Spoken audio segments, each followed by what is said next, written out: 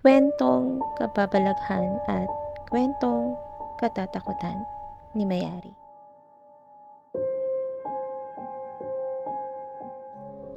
Noon ako'y teenager pa lamang at pinanganak sa isang lugar sa Mindanao, masaya ang aming pamumuhay kahit simple lang. Nag-iisa akong anak dahil namatay ang aking bunsong kapatid noong nasa sinapupunan pa siya ni mama. Sa hindi inaasahan, namatay ang aking ama noong April 12, 2006 sa isang terminal ng bus doon sa Mindanao. Siguro sa sobrang pagod dahil sa buong araw na biyahe sa loob ng isang linggo na walang kapalitan. Mabuti naman akong anak dahil hindi ako sanay na humihingi. Pero napaliw ako sa pag-ibig nung college ako. Sa madaling salita, nung namatay si Papa ay lalo po akong lumala. Hindi ako makontrol ni Mama. Sa araw nang namatay si Papa, nag-away kami kasi mayroon akong ginawang hindi niya gusto. Nang hapon iyon, pinatawag ako ni Mama na kailangan ko daw pumunta ng hospital kasi si Papa na aksidente. Pero nung nakita ko siya sa hospital, nandun na sa morgue, wala nang malay. Dama ko ang puso kong kumakabog sa sobrang takot at sa sobrang pagkagulat. Dali-dali akong tumakbo papunta sa kanya at niyakap siya ng mahigpit. Nang nailibing namin siya, ng gabing iyon, dito na nga nagsimula ang lahat. Dahil sa family business ng side ng mama ko, ang funeral parlor, sa bahay namin si Papa na imbalsamar. Gamit-gamit yung kama na bago. Pinayuhan naman kami na itapon o sunugin yung bagong kama na yun, pero hindi kami nakinig kasi sayang nga. Kaya yung unang gabi na nailibing na siya at kami na lang ni Mama sa bahay, doon ako natulog at nakatulog naman ako ng manghiming nung una.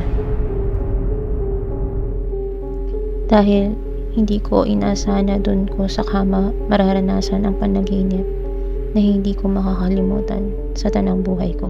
Nung gabing iyon, mga bandang madaling araw, sobrang init at sobrang maalinsangan na parang bang walang hangin nararamdaman. Napalipat ako ng posisyon ngunit sa pagdilat ng aking mata, si Papa ang nakita ko, katabi ko, at duguan. Dali-dali akong napaurong kung ano yung posisyon ko habang nasa panaginip ay siya din yung gising ko. Sobrang gulat na gulat ako sa nangyari. Malaki ang kanyang mata, halos yung mukha niya puro duguan at kitang-kita ko yung galit niya sa akin. Napatakbo ako agad lumabas sa kwarto. Nagulat si Mama bakit ang ingay-ingay ko. Ang sabi ko, Ma, napanaginipan ko si Papa. Iyak ako ng iyak. Agad kong tinanong si Mama, Ma, bakit po ba galit si Papa? Walang naisagot si Mama kundi niyakap lang ako ng sobrang higpit. Halos gabi-gabi ko yun nararanasan. Yung tipong dadalaw lang siya sa panaginip ko, susulpot, titingin ng malungkot, tapos biglang aalis. Dumating din sa punto na kinausap ko siya, humingi ako ng tawad, tapos naging okay na. Pero ganun-ganun pa din. Dadalaw siya, titingin lang, tapos aalis ulit sa panaginip. Dahil sa sobrang in love ko, nabuntis ako at nanganak. Lalaki ang anak ko, pero kung titignan mo, habang lumalaki yung anak ko, kamukhang kamukha siya ni Papa. Bilugan ng muka, maamo ang mata. Simula naman nun, iba naman yung sitwasyon sa panaginip ko.